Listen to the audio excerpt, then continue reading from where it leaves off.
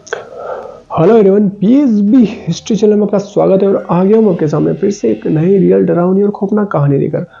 आज की जो मेरी कहानी तीन दोस्तों की है, रवि, जय और विक्रम। ये तीनों दोस्तों के साथ में एक रियल डरावनी और खौफनाक घटना हुई जब भी एक अपनी फ्रेंड की शादी अटेंड करके वापस लौट रहे थे। आज की जो मेरी कहानी बेहद इंटरेस्टिंग और बहुत ही हॉरिफाइंग होने वाली है, तो लास्ट तक इस कहानी को जरूर देखें। और अगर आपके पास भी कोई ऐसी रियल डरावनी और खौफनाक घटना है तो आप लोग मेरे साथ शेयर कर सकते हैं मेरे जीमेल, मेरे इंस्टा अकाउंट पे। उसका लिंक मैं इस वीडियो में डाल दूंगा। आप सभी लोगों से रिक्वेस्ट है कि इस कहानी को देखने से पहले अगर आप लोगों को मेरी कहानियां पसंद आ रही है तो आप इस चैनल को सब्सक्राइब कर लीजिए, ताकि मेरा भी मोटिवेशन बढ़े और मैं ऐसी इंटरेस्टिंग स्टोरी आप लोगों के लिए अपलोड करूं। तो बढ़ते कहानी में थोड़ा आगे। आज की जो मेरी कहानी तीन दोस्तों की है, रवि, जय और विक्रम। ये तीनों दोस्त एक ही स्कूल के अंदर पढ़ते थे। इन्होंने अपने 12th के एग्जाम भी साथ में दिए थे। इनका एक अच्छा दोस्त था जो इनके पास वाले गाँव में रहा करता था। उसकी शादी अटेंड कर जब ये वापस लौट रहे थे तो इनके साथ में एक इतना भूतिया और डरावना घटना इनके साथ में हुई, जिसे जब भी याद करते हैं तो एक बार इनके रोंगटे खड़े हो जाते हैं। इनका जो फ्रेंड है इनके पास वाले गांव में रहा करता था। उस रात की बात है जब ये अपनी दोस्त की शादी अटेंड करके वापस लौट रहे थे तो इन्हें वहां से निकलते हुए तकरीबन रात के 11:30 बज गए। इनके गाँव का रास्ता वहां से तकरीबन 10 या 15 किलोमीटर के आसपास का था। जब ये उसकी शादी से निकल रहे थे तो काफ़ी लेट हो चुका था। ये तीनों दोस्त एक ही बाइक पर थे। इनके घर वालों के फ़ोन इनके पास में बार बार में आ रहे थे, क्योंकि इन्हें वापस लौटते हुए काफ़ी लेट हो चुका था।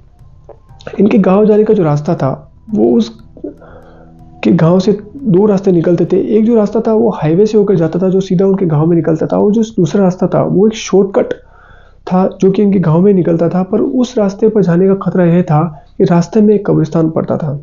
लोग उस कब्रिस्तान को लेकर काफ़ी भूतिया और खौफनाक बातें किया करते थे।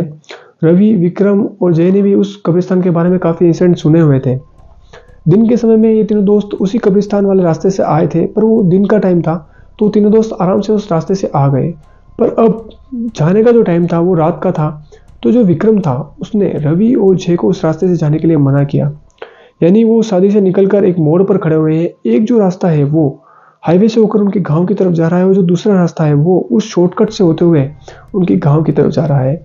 इनके जो घर वालों के फ़ोन थे वो बार बार में आ रहे थे। तो जो जय और रवि था वो विक्रम को बोलते हैं कि हम एक काम करते हैं, हम शॉर्टकट वाले रास्ते से निकल जाते हैं और इस कब्रिस्तान वगैरह से हमको डरते नहीं है, कोई भूत प्रेत वगैरह होते नहीं है। क्योंकि जो जय था वो इन सब चीज़ों में बिलीव नहीं करता था। पर जो विक्रम था वो अभी भी जय और रवि को काफ़ी मना कर रहा था कि हम हाईवे वाले रास्ते से निकलेंगे, क्यों ना हम लेट पहुँचे पर हम सेफली अपने घर पर पहुँच जाएँ। पर जय विक्रम की काफ़ी मजाक उड़ाता है और उसे फट्टू बोलकर उसे अपने साथ चलने के लिए बोलता है। विक्रम ने काफ़ी समझाने की कोशिश करी, पर जय जो था वो विक्रम की बात नहीं मान रहा था। फाइनली तीनों दोस्त उस शॉर्टकट से जाने के लिए तैयार हो जाते हैं। शायद यही उन तीनों की सबसे बड़ी गलती थी। जब भी उस रास्ते पर निकलते हैं तो थोड़ी दूर चलने के बाद ही उस कब्रिस्तान के आसपास का इलाका चालू हो जाता है। ये तीनों दोस्त एक ही बाइक पर थे। जय जो था वो रवि के और विक्रम के बीच में बैठा हुआ था। रवि बाइक चला रहा था, जय उनके बीच में बैठा हुआ था, विक्रम उन दोनों के पीछे बैठा हुआ था। थोड़ी दूर चलने के बाद जब भी उस कब्रिस्तान के आसपास पहुंच जाते हैं तो अचानक से जय रवि को बोलता है कि गाड़ी रोक, मुझे वॉशरूम जाना है। तभी विक्रम ये बोलता है कि अभी तो इतनी रात को तू यहाँ पर कहाँ वॉशरूम जाएगा, और ऐसी जगह पर बाथरूम जाना सही नहीं रहता, तो एक काम को थोड़ी यहाँ से निकल जाते हैं, आगे तो चला जाना। पर जो जय था वो अभी भी विक्रम का मजाक उड़ाकर रवि को वहीं पर बाइक रोकने के लिए बोलता है। रवि भी जय की बात मान लेता है और अपनी गाड़ी वहां पर रोक देता है। जय बाइक से उतरकर रवि और विक्रम को बोलता है कि तुम 5 मिनट यहीं रुको, मैं अभी वॉशरूम जाकर आता हूँ। रवि और विक्रम दोनों वहीं पर खड़े हुए थे। गाड़ी पर खड़े होकर ही उन्होंने गाड़ी एक साइड स्टैंड पर लगा दी थी और दोनों वहीं पर खड़े होकर बातें कर रहे थे। जय जो था वो एक अंधेरे में चला गया था और वो बोल रहा है कि मैं 5 मिनट में वापस आ रहा हूँ। तकरीबन 15-20 मिनट वो दोनों आपस में बातें करते हैं। तभी विक्रम बोलता है कि काफ़ी टाइम हो गया है, जय 5 मिनट का बोल के गया था और जय अभी तक नहीं आया। तभी रवि बोलता है कि शायद वो हमारे साथ कुछ मजाक कर रहा है, और उन्होंने जिस डायरेक्शन में जय गया था उसी डायरेक्शन में आवाज़ लगाते हैं। वो काफ़ी जोर से जय जय चिल्लाते हैं, पर उधर से कोई भी आवाज़ नहीं आती। विक्रम जो था उसे अभी भी डर लग रहा था, पर वो रवि को इसके बारे में बताता नहीं है। तभी वो रवि को बोलता है कि काफ़ी देर हो चुका है, तकरीबन 20 मिनट के आसपास हो चुके हैं और जय अभी तक नहीं आया था, तो क्यों ना हम गाड़ी को यहीं पर खड़े होकर थोड़ा जाकर आगे जय को ढूंढते हैं। रवि अपनी गाड़ी को स्टैंड पर लगाता है। मेन स्टैंड पर लगाकर उस गाड़ी को वहीं पर लॉक कर दोनों दोस्त जय को ढूंढने के लिए निकल पड़ते हैं। वो थोड़ा दूरी पर चलते हैं, 200-300 मीटर जिस डायरेक्शन में जय गया था उसी डायरेक्शन में वो जाते हैं, पर वहां पर उन्हें जय कहीं पर दिखाई नहीं देता। अब रवि और विक्रम को थोड़ा डर लग रहा था। वो जय को काफी जोर जोर से आवाज दिखा दे रहे थे, पर उन्हें जय वहां पर कहीं दिखाई नहीं दे रहा था। उन्होंने जय को काफी आवाज दी, पर रिटर्न यानी अंधेरे में से कोई भी आवाज नहीं आ रही थी। वो जय को ढूंढते ढूंढते उस कब्रिस्तान के पास पहुंच जाते हैं। तभी विक्रम देखता है कि वहां पर एक लोहे की फाटक लगी हुई है जिसपे एक लॉक लगा हुआ है, और उस कब्रिस्तान के चारों तरफ एक बाउंड्री दीवार है। तकरीबन 5 या 6 फीट के आसपास की उसकी बाउंड्री है, और वो उस कब्रिस्तान को देखकर दोनों वहां पर रुक जाते हैं। उन्होंने वहां पर खड़े होकर जय को काफी आवाज लगाई, पर जय उन्हें वहां पर कहीं दिखाई नहीं दिया। तब भी रवि बोलता है कि शायद जय हमसे कोई मजाक कर रहा है और वो इस कब्रिस्तान के अंदर जाके छुप गया है। विक्रम जो था उसने रवि को बोला कि ठीक है, उसको नाटक करने दे, वो अगर हमसे मजाक कर रहा है तो शायद ये उसकी सबसे बड़ी गलती है, क्योंकि यहाँ पर कोई मजाक करने वाली चीज़ नहीं है। ये खौफनाक कब्रिस्तान है, इसके बारे में हमने पहले भी इंसिडेंट सुने हुए हैं, और जय को यहाँ पर मस्ती नहीं करनी चाहिए। वो जय को फ़ोन भी ट्राई करते हैं, पर अब जय का जो फ़ोन था वो स्विच ऑफ आ रहा था। वो दोनों दोस्त अपने फ़ोन की टॉर्च निकालते हैं और वहाँ पर खड़े हो जाते हैं। उन्होंने सोचा कि 10-15 मिनट और यहाँ पर खड़े होकर वेट करते हैं, शायद जय यहीं आसपास होगा और आ जाएगा। तकरीबन आधा घंटा हो चुका था, यानी वो जब से उस बाइक के पास गया था तकरीबन आधा घंटा गुजर चुका था, उन्हें जय वहाँ पर कहीं दिखाई नहीं दे रहा था। तभी विक्रम बोलता है कि हम एक काम करते हैं, वापस अपनी बाइक के पास जाकर खड़े हो जाते हैं, जय को जितनी मजाक करनी है उतनी करने दे, वो घूम फिर कर वापस आ जाएगा। और जो रवि था वो विक्रम को ये कन्विंस करने की कोशिश करता है कि वो हमारा दोस्त है और हमें उसे ढूंढना चाहिए। वो हो सकता है इस कब्रिस्तान के अंदर जाकर छुप गया हो, तो क्यों ना हम दीवार फांद कर अंदर जाते हैं उसे ढूंढते हैं। पर विक्रम की हिम्मत नहीं हो रही थी कि वो रवि के साथ में उस कब्रिस्तान के अंदर जाए। तभी विक्रम रवि को बोलता है कि तू एक काम कर, मैं बाहर ही खड़ा हूँ, तू उस कब्रिस्तान के अंदर चला जा और जय को ढूंढ के लेके आ जा। पर रवि जो था वो भी डर रहा था और विक्रम को बोलता है कि अपन दोनों साथ में चलते हैं, कुछ भी होगा देखा जाएगा। वो दोनों दोस्त फाइनली डिसाइड करते हैं कि हम इस कब्रिस्तान के अंदर कूदेंगे और जय को ढूंढ कर लेके आएंगे।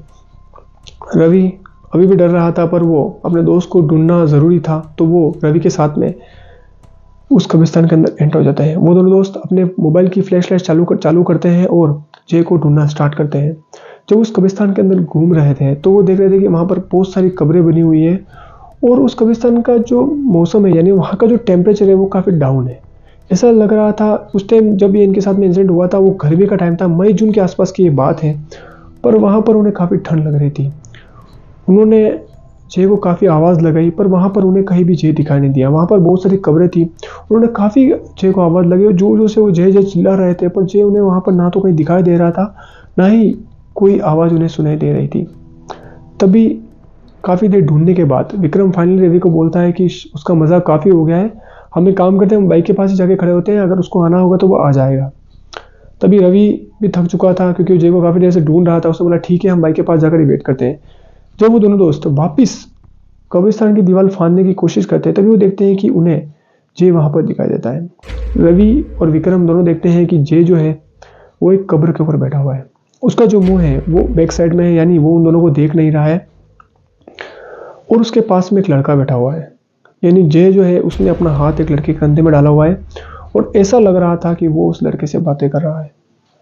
ये अजीबोगरीब नज़ारा देखकर एक बार तो विक्रम और रवि की सिट्टी पिट्टी गुल हो गई। उन्हें समझ में नहीं आ रहा था कि इतनी देर से हम जय को यहाँ पर ढूंढ रहे हैं, हम कितनी जोर जोर से आवाज़ भी लगाई पर जय को कुछ सुनाई नहीं दे रहा था। उन्होंने दूर से खड़े होकर जय को काफ़ी आवाज़ लगाई।